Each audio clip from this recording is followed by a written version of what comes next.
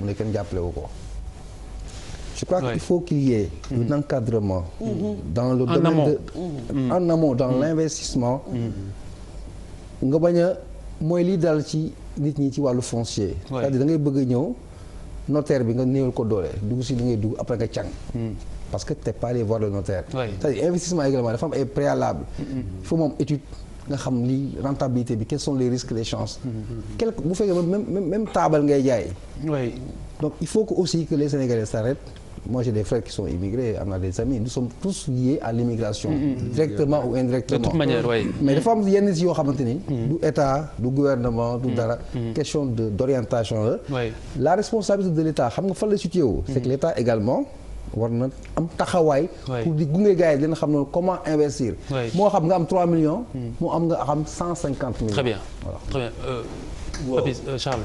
waaw man je vais me répéter. Charles agence boobu am na créé nañu ko rek créé ñu ko. si am na ba demee ba di am ay direction de. pour les immigrés. waaw am na fi y a le fonds franchement. mais c'est des fonds bon après dina ci wax. oui non mais man kay agence d'orientation moom ma tax wax quoi. et d'encadrement. waaw xam nga boo demee ba ne à ma connaissance loolu amul. d'ailleurs su fekkee ne mën naa rebondir rek ci kii li mu wax monsieur Papis. voilà c'est que dafa am tamit loo xam ne foog mu leer mooy type d'investisseur. je pense que ñun ñi nga xam ne dañoo jàngi.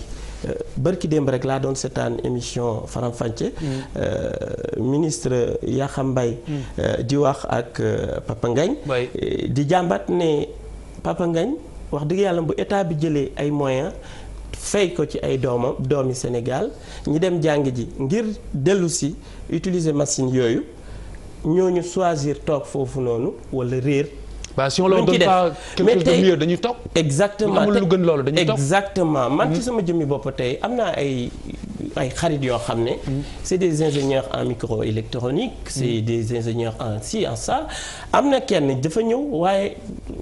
ay jafe-jafe rek la am tey day liggéey ci entreprise bi déjà mënuñu ko proposer lu adapté ak jàngam je pense que jàng bi ñuy jàng ji loolu problème la état bi dafa war a accompagner les orientations xam ne le Sénégal est un pays en développement dëkk bi dañ koy tabax donc yi ñu gën a soxla mooy BTP mooy maintenance industrielle mooy plombier et cetera yooyu des métiers quoi ay métiers yoo xam ne c'est des métiers mais ci tubaab yi nit ñaa ngi ci dañ koy def profession la da nga ciy am sa kii parce que liggéey bi boo koy def mu baax di nga am marché yu bari donc déjà man je pense que le type d'investissement loolu foofu ça cause problème au Sénégal. Très bien Charles. waaw dama ne woon moi je vais me répéter xam nga il faut que ñu xam lu ñu bëgg c'est-à-dire affaire yi liggéey la da nga koy teral vision la nga décliner ko. Premièrement j'ai emprunté des mots anglais yoo xamante ne c'est totalement inconnu fii Sénégal te nga bëgg a développer wu. dañu ne mindset lan mooy suñu esprit. ñu ne la best practice est-ce que am na fii ñu ne la délivrer amu fi. ok ñu génn ci loolu dugg ci yeneen. ñu ne environnement des affaires lan la ban secteur privé fi nekk. secteur privé bu ñuy coow ni à part les syndicats patronaux ñuy sonal fii quelques gars ñoo fiy ñeme ay Youssou Ndour fii teg fii dans investir dans le secteur le plus compliqué mooy les médias ñeneen di yeneen le secteur pas du tout rentable d'ailleurs pour ne pas dire rentable ça te donne un peu l'esprit de ce que nous avons dans ce pays là nga xool environnement bi nga pare si loolu nga dugg si loo xamante ne mooy le coût de production l'énergie lu muy coûter inacceptable ci jamono yoo xamante ne concurrence bu metti moo ñuy xaar dans le monde ak Côte d'Ivoire bi nga xamante ne sawewuñu fii. ñu ngaa dem de. bu dul seen tolof yooyu kon dem nañu. ci gi ñu pare si loolu ñu wax leneen mooy lan mooy les impôts la taxe. super élevé nañu waxante dëgg. léegi nga ñëw fii Sénégal nga bëgg a ñëw investir fii bâche loolu yëpp ñu ngi xeex c'est vrai qu'il y a des on parle beaucoup dans ce pays là. ay wax rek la. loo bëggee dëkk buy dem nga bëgg a ñëw investir la petite et moyenne entreprise ne veut absolument rien dire là-bas wax ma Allemagne lu mu développé bu dul moyenne et petite entreprise. wax ma dëkk boo xamante ne développé na te yooyu amu fa. lan lañ fi am. ñu ne les banques au Sénégal sont super liquides. C'est très bien. C'est normal. mais c'est normal. lu lay laaj munoo ko jox. déedéet. ok coût de produit fi nekk munoo ko antan. léegi boo ñëwee fi ak suñu mentalité boo xamante ni mooy suñu mentalité dëgg mooy dóorkat nga ñëw fi gars yi wër la ndomb ba ngay jóg fi. gauche matin soir. sa xaalis dafa xaw a am dañu xaw a am benn genre benn brin de folie de grandeur. folie de grandeur bu ñu am boo xamante ni xëy na moo ñuy teree tàmbalee fi ñu war a tàmbalee ngir yéeg.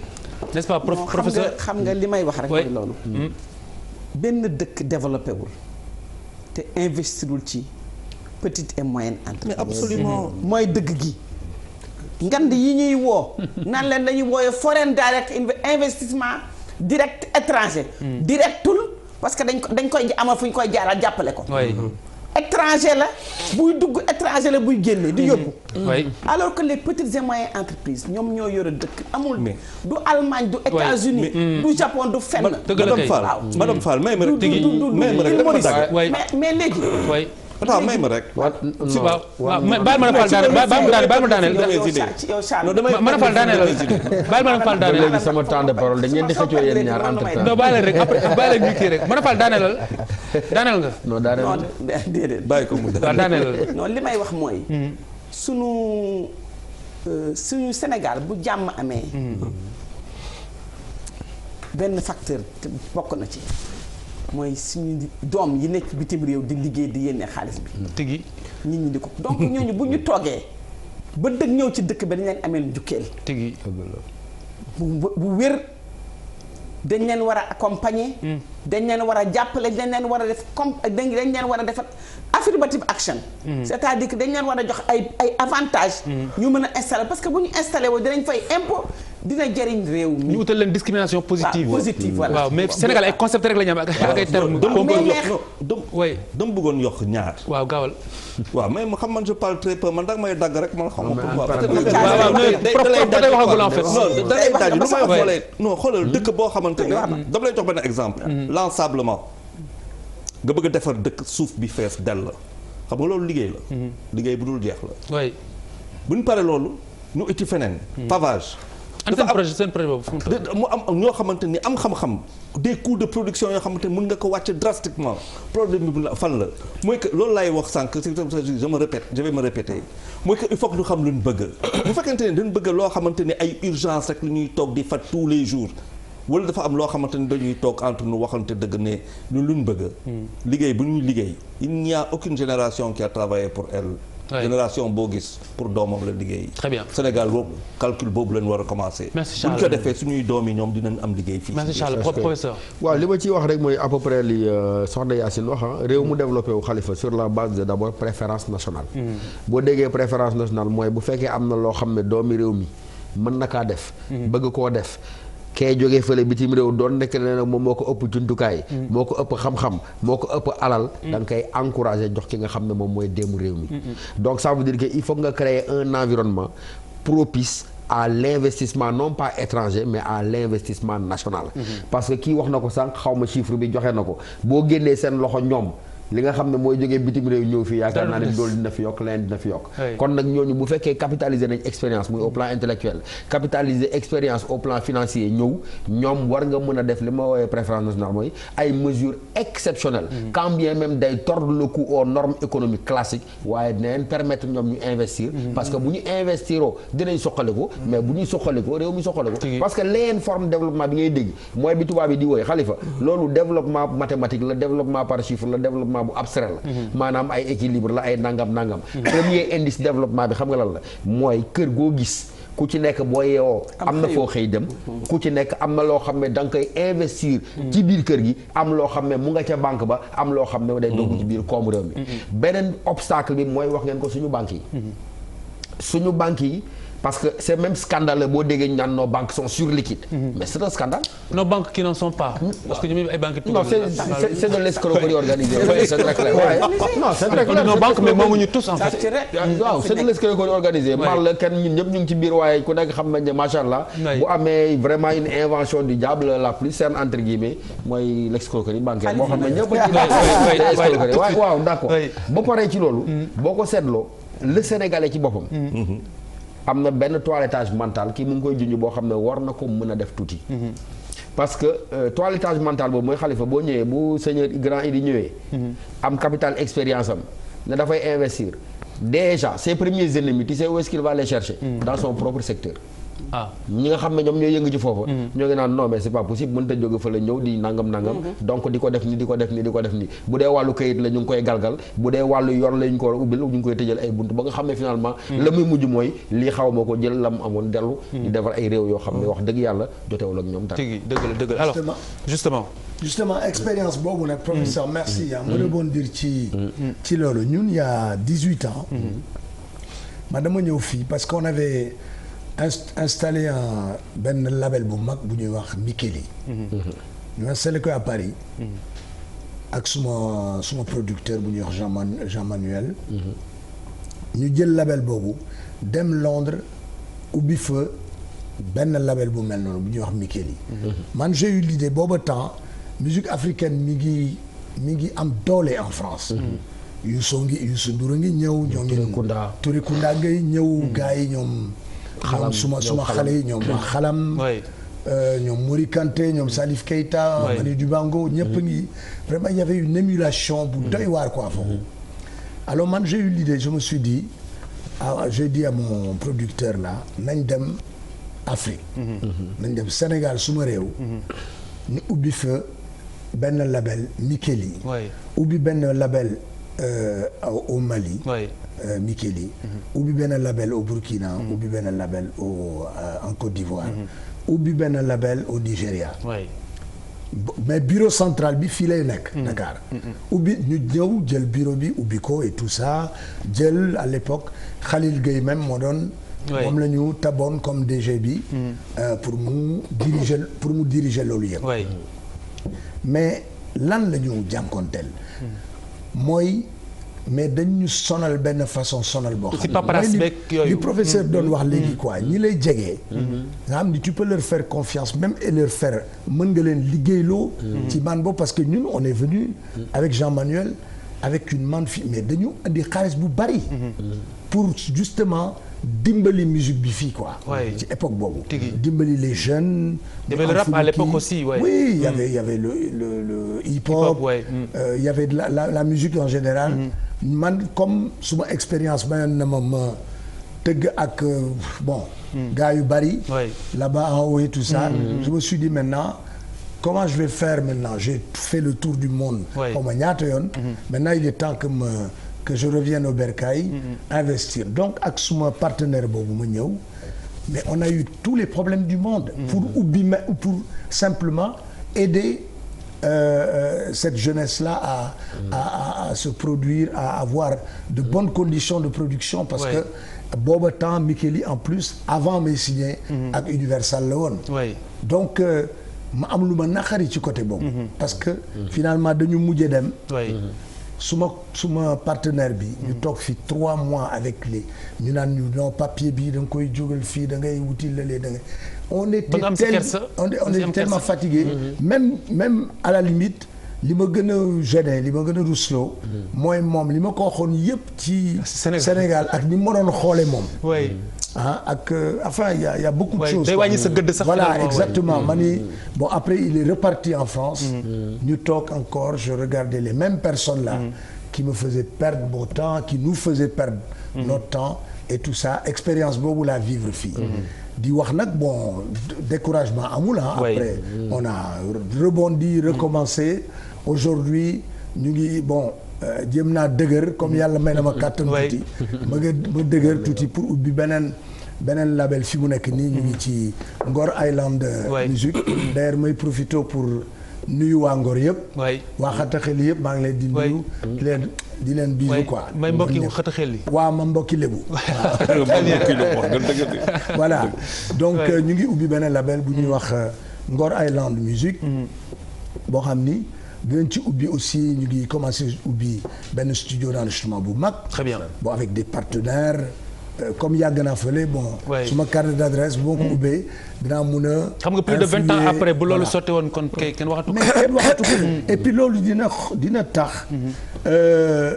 même le Sénégal bi ñuy wax émergent le tourisme xawma lan yooyu mën nañu influer ci loolu moo tax man ma am respect vraiment tey ma wax ko nag Sénégal yi yëpp vraiment gis nga Youssou Ndour daf di man ku may marqué quoi c'est-à-dire bi fi dara nekkulee xam nga muy sport ndànk step by step ba teg fi dara teg fi lu wóor te leer loo xam ne c'est palpable mën nañ koo laal mu ngi nii laal nañ ko tigi waaw ñu ka laal kay donc man dama am respect bu immense ci waajooju ci tigi donc man chaque fois bu ma ko xoolee daf may émouvoir parce que dama xam fi mu jaar dama xam fi mu doore ak fi mu agsi moo tax souvent je dis aux musiciens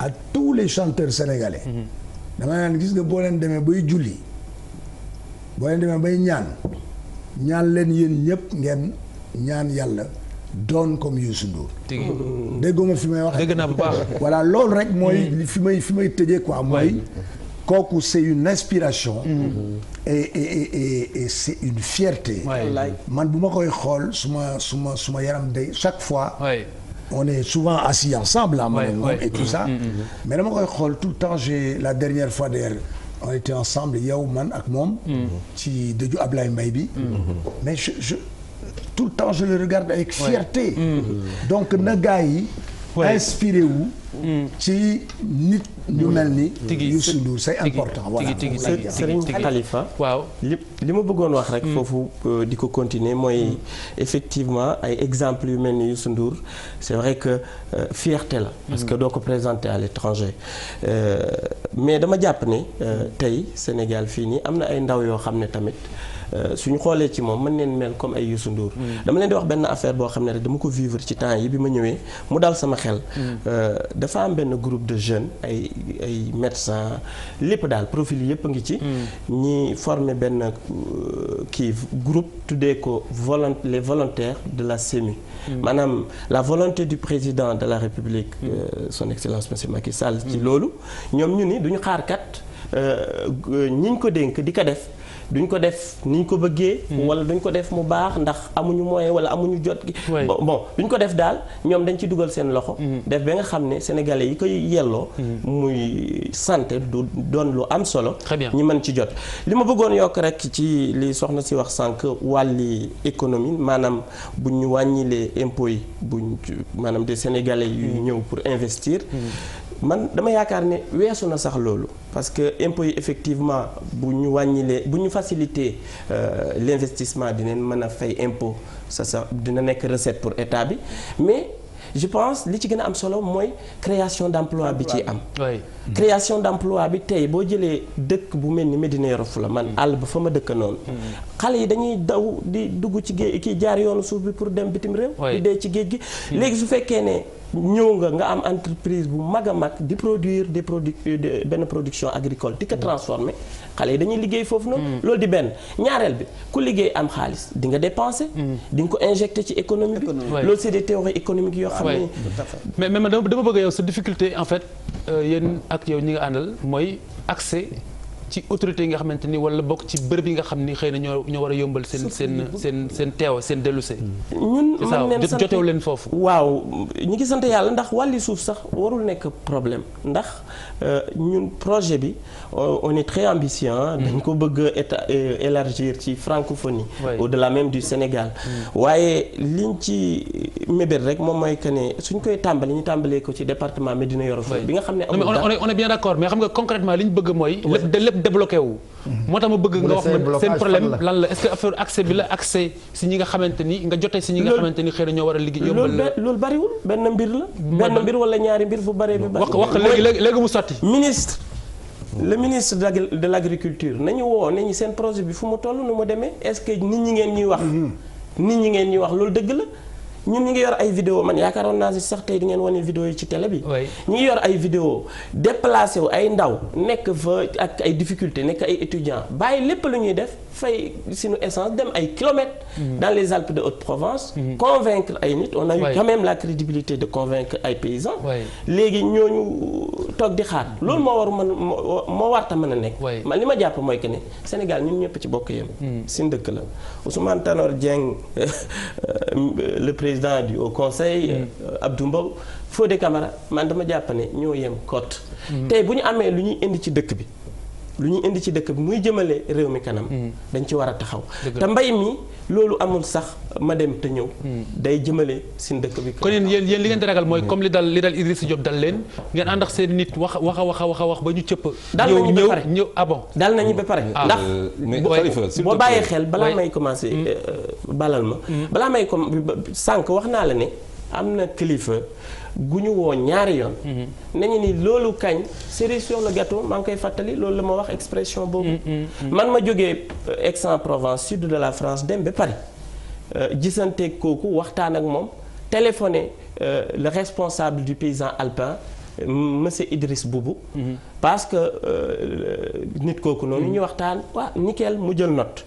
ñu toog di xaar ba léegi téléphoné neen ba sonn man ma ñëw bàyyi lépp fee ñeneen sénégalais def neen ko man loolu xam naa ni incha allah ku jàng ku nekk moo tax may wax waxu profil yi am na ñoo xam ne ni tey bu ñu ñëwee Sénégal góorgóorlu au bout d'un an dinañ kii waaw waaye Sénégal ci boppam autorités yi ñoo war a am ay priorité te may naqarlu tamit benn affaire man dama yaakaar ne diaspora bi wax dëgg yàlla bokkuñu ci affaire yi diaspora bi bokkuñu ci jeunesse bi bokkuñu ci gouvernement bi tey lépp luy politique da ci taxaw temm diaspora bi ñu dégg leen ci députation yi ñu ne député pour la diaspora diaspora 15e région mais diaspora bi yëpp nekkuñu ay politiciens les investisseurs yi bëgg a investir l'ANPEJ l'agence nationale pour la promotion de l'emploi des jeunes.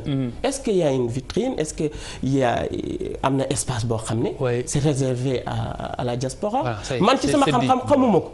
te au-delà même de ñi nga xam ne dañu juddoo fi ni dem jàngi ji. am compétence bëgg a ñibbisi tey dafa am ay doom yoo xam ne ils sont ñoom ay doom yi immigré neen. très bien maanaam ñoom fa neen juddoo sax France waaye bëgg nañ ñëw Sénégal très bien Charles waay. quand même mais je pense que il faut que ñuy waxante aussi ñuy wax loo xamante ne dëgg la aussi. boo waxee investissement wax nga xaalis loolu mooy première chose bu fekkente ne saa yi da nga jógee foo dee dama la noonu laa koy waxee quoi. waaw nga comprendre bu fekkee ne dafa am foo jógee ñoo fi indi say milliards. ànd ak say nit. ñoo Sénégal ne bon ok moi dafa ñëw ak 4 milliards wala 5 milliards dama ko bëgg a investir fii ñu lay di la kookali di la kii kooku y a un sérieux problème au Sénégal kooku mooy wax ja. bu fekkente ne rek da nga ñëw fii. am boo xamante ne da nga ko bëgg a doxee pour bénéficier d'un certain cadre avec des fonds et après loolu beneen wax la parce que sénégalais yaa ngi fii di ko xaar. alors c'est quel schéma alors. ñaari schéma yu mu dëkk ban la si bu njëkk bi la wala bu ñaareel. voilà parce que dafa mënuma ne schéma bu ñaareel bi la c'est. donc bu njëkk bi sénégalais yi tamit am neen xel. sénégalais yi am neen waaw mais attends s'il te plaît xam nga développé nga fii. mais man dama ne bu ñuy wax investissement business la ñu wax. Charles première intervention il a dit ils sont venus avec beaucoup d'argent. non beaucoup d'argent et beaucoup de matériel. après nag donc on retient que c'est le premier schéma. je veux dire jël benn sànni géej. non du ma non attends rapidement s'il te plaît quoi naka bàyyi xam nga je veux bien être une chapelle quoi mais bon il faut aussi dire les choses parce que Sénégal xam ne am na fi ay kii ñu koy def pour jëm pour partir c'est-à-dire il ne faut pas dire décourager comme ça des investisseurs dafa am ay réalités yoo xamante ni mu ngi fii mënul ànd ak économie bu ñu bëgg bu fekkee ne dañ fa bëgg a àgg mënul ne par contre bu fekkente ne da ngay ñëw investir Sénégal nga ànd ak nga ñëw yow nekk Sénégalais doomu Sénégalais bu nekk bitim réew nga ñëw fi dellu sa dëkk di investir oo kii il faut que mu leer naññ si nit ñi c'est-à-dire que moi je suis beaucoup plus habilité porter maanaam porter ce combat bu fekkente ne saa waaye xam nag da nga fa jógee ñëw fi am fi loo fi indi ba nga ne xaalis bu bëri non attends non je veux dire c'est-à-dire moi je suis pas non attends je ne suis pas dans ces formes de représentation yoo xamante ne moom la ñu fi wax Sénégal di perte suñu temps merci madame Fall rapidement il faut quand même reconnaître que tous les investisseurs ne sont pas des milliardaires. Pas forcément. Tu peux avoir une bonne idée. am dégg nga la capacité et la volonté de travailler. bëgg a liggéey indi am sa créneau ba bëgg a dugg am sa xaalis am nañ fi ñu fi entreprise commence entreprise avec 10 millions. oui ah kon nag ça peut pas être 4 milliards et des milliards. Ouais, quand même et même la première leçon d'entrepreneuriat mooy accepter de commencer petit. donc on est d'accord. mais ça veut dire non ça veut dire que vous n'avez pas compris ce que j'ai dit. dama la waroon jox parole nag. oui non Wolof Fall je regrette. ça veut dire ce que j'ai dit. il faut le comprendre. lu ma wax dafa leer nañ dama ne. même bu dee 1 million de francs CFA la nga ñëw investir ko Sénégal attention il faut arrêter de faire dans 4 milliards nga voilà non dama ne 4 milliards c'est un exemple qui peut être aussi 4 francs CFA. Très bien. c'est-à-dire les trucs il faut les comprendre on se regarde dans le blanc des yeux et on se dit nos vérités. Merci Charles. bu dee 1 million de francs CFA nga mën a investir tu ne peux pas t'attendre à autre chose que faire par exemple un ratio de 1.2 1.3 1.5 de l'économie pure et dure. Merci on va pas dire autre chose. merci beaucoup madame jox naa la parole bi après jox naa la parole bi une dernière fois. ça dépend de ce qui combien ils veulent investir. Je pense c'est ça fa ngay commencer. bon madame c'est bon donner sama montre. non message bi jàllal na c'est l'essentiel. Je voulais rebondir sur 2 points. D'abord li Idrissa wax. ci affaire ñëw fii. bëgg a investir parce que man ki ma doon waxtaanal parce que su may ñëw toujours damay waxtaanal ne kooku dafa jóge France doon investir dans l'hôtellerie. mais bi muy investir dans l'hôtellerie am son building recruter ay nit. ce qui s'est passé c'est que dañu lekk xaalisam ñi mu jëloon entreprise kii ko rouler ko et cetera mais le système judiciaire jàppalewu ko. ça a tourné en rond mu toog facture yi di tegloo employé mu war leen fay ba dafa mujj tëj. te il est venu quand même avec des millions yu bare. wax naa ko loolu nag war nañ ko seetam système judiciaire bi ñu xool. très bien yu demoon na ko li ma bëgg a fermer rek. mooy lii professeur wax préférence nationale. problème mu comme ni mu ko expliquer rek. ñi doomu réew mi. war nañ ko gën a tànn teg ko ci kaw bitim dox ndéem. très bien mais loolu mooy fondement wu APE yi. loolu moo tax ñi ni APE yi baaxu ci ñun. waaw très bien waaw très bien alors non c'est ça. ça tue l'économie nationale et ça tue les. Professeur dama bëggoon rebondir ci benn affaire important mooy éducation gis nga ñun war nañ defaraat vraiment suñu jikko quoi. Sénégal jikko yi la ñu war a defaraat wax dëgg xool civil xool nit ñi nan la ñuy doxalee. pour que réew mi dox. dëgg la nan la ñuy doxalee ñun suñu réew. moo tax may la déggoo mën a la toilettage mental. waaw wax dëgg c'est-à-dire que problème fondamental. man sama yaasin man li ma gën a metti mooy ñàkk wax dëgg c'est-à-dire ñu dul wax dëgg pour lu ko jarul sax. c'est-à-dire que des gens te disent la vérité pour yoo xam ne ça n'en vaut pas la peine. Voilà. Je dis toujours mais c'est tellement facile de dire la vérité. wallaay li am rek ngay wax. mais pourquoi tu vas inventer. wàññi dara parce que damaa ñemewul wax sama borom livre ba rek waaw. waaw di nga wax de di ma ko wax de bàyyi loolu garaawul. dama seetlu benn affaire dama dem. C'est l'exemple que je prends. Souvent sur les plateaux de télé quoi. Je suis allé en Chine. man ak Carlos Santana il y a quelques années. ñu ngi nekkoon ci benn hôtel. di tëgg mais tu vois la discipline là des Chinois m'avait man daf ma xawoon jaaxal quoi. seen yarute seen kii quoi tekk tey ni la kuy tegle quoi nekk ay nit ñu c'est spécial. ces gens là. ma xool après me demander ko. ne ko yéen mais pourquoi vous êtes comme ça. yéen vous les Chinois là. mu ne ma waa Idrissa. gis nga ñun fii en Chine. bala ñuy tabax pont yi wala ñuy tabax kër yi wala ñuy tabax tali yi. xel yi la ñuy jëkk a tabax d'abord. tigi loolu ça m'avait marqué. donc il est temps que Sénégal. ñu tabaxat xel yi jikko yi. defaraat jikko yi pour que ce Sénégal là. soit un vrai Sénégal émergent quoi. man loolu laa gis quoi. alors tout à fait alors gis-gis alors. Madame Fambaye très bien. Très bien dit.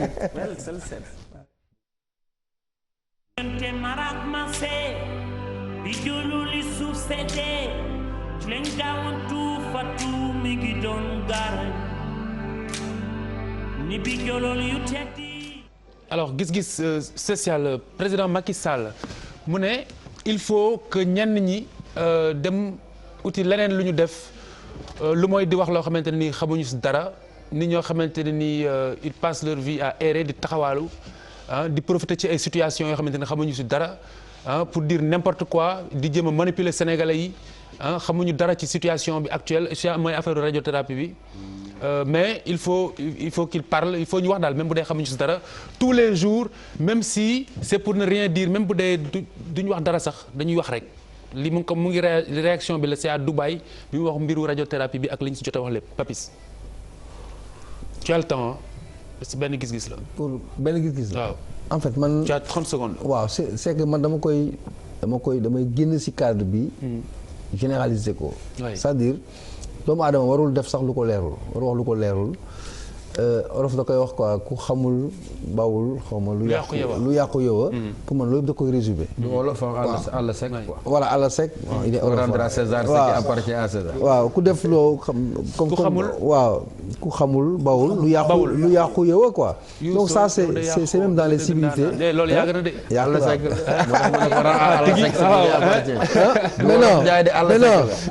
maintenant l'autre parenthèse bu muy ubbi mooy. certainement au-delà de l'aspect sociétal et tout. xëy na dafa am une parenthèse politique boo xam ne y a peut-être des politiciens parce que tam njiitu réew mi day politique. aussi xëy na aussi am na des politiciens qui ont pris l'histoire de la radiothérapie. utiliser ko à d'autres fins d'autres orientations. et il répond par rapport à ça mënu laa gisee. Madame Fall. man de li ma gis ci li ma seetaan ci télé yeeg médias yëpp. ci waxu radiothérapie ay la yëwan ay citoyens yu wax ni li ñaaw na laa jégg ay médecins ay jigéen ay maman ay doom man mii y a moins de 3 mois sama ñes Sénégal gi la dee te hôpital la dekkoon foofu ma fay dem waaw di ko seeti gis naa jigéen ñi am cancer du sein ni ñu tëddee foofu comme ay weñ ci suuf fees fa del suñu amulee nag suñu gisee loolu rek te di citoyen fokk ñu xam nga Gandhi dafa ni askan wi dafa war a jiitu ñi di topp seen ginnaaw. c'est deep. kon du waxi picc comme ni ko président du waxu picc Sénégal ñun ay sénégalais lañu. bu ñu gisee loo xam ni dafa warul dox ci déew mi dañ ko war a wax. ñu soppi ko. ñu wut ci saafara soppi ko. mais loolu moom ànduma ci ñi fi ñu ci wax ñëpp dañ ci wax ndax dañuy citoyen wala duñu gis wala duñu bëgg mu soppeeku. ñu xam ne lii machine bu ñu fa maye woon la mu yàgg fi lool. kooku moom saafara ko mooy wax ci. du leneen te yaakaar naa ni sax dellu siwaat nañ ci parce que nee na moom du loolu la waroon bëggoon wax. li ñuy wax rek gaynde fu mu fanaan. bu fa jógee 250 ans après xetam daf fay des. loolu moom laa gis ci waxu président te comme. moom mooy c'est le gardien du temple. bon am na ay informations yoo xam ni peut-être ñun amuñu ko. mais je pense que li ma rafetlu quand même. ci wax ji ci mujjantalu wax ji. mooy am na ay machines yu waaj a ñëw. yoo xam ni yu kii la ak yooyu au service. des populations sénégalaises lu rafet la quoi. attendant nit ñaa ngi dee. yàlla na. mais en attendant am na nit ñaa ngi dee. waaw mais kon yàlla machine yi gaaw a ñëw. yàlla na machine yi gaaw a ñëw. waaw très bien. Professeur. waaw li may niiru ton bi dafay mel ni ko xaw a exaspéré wu. boo ko seetloo. waaw te comme ci njiitu réew la donte nit la am na émotion am na sentiment waaye nag dënn bi war naa gën a mën a yaatu.